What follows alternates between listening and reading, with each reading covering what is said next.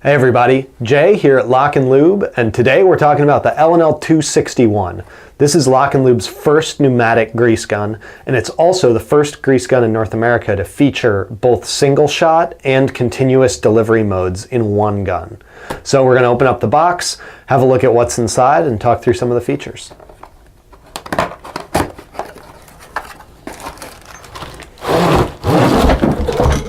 Alright, so let's start with the grease gun itself. You'll notice the bright yellow color makes this thing really easy to find. Also, this toggle switch here is how you go back and forth between single shot and continuous delivery mode.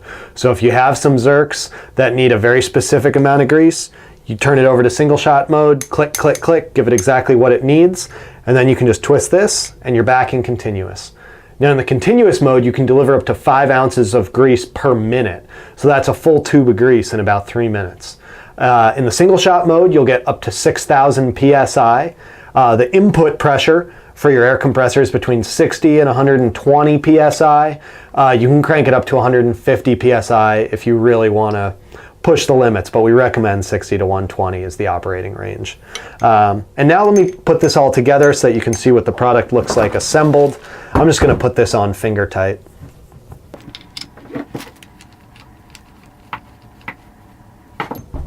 Alright, so you'll notice that we include a high quality 30-inch grease hose. So you've got a lot of reach, and we've got the inline hose swivel down here, so that if you want to reposition the thumb lever on that LockNLube grease coupler, twist it to get into some tight spots, you don't have to flip the whole grease gun around. That swivel is going to do the work for you. So it makes it nice and easy to rotate that as you need.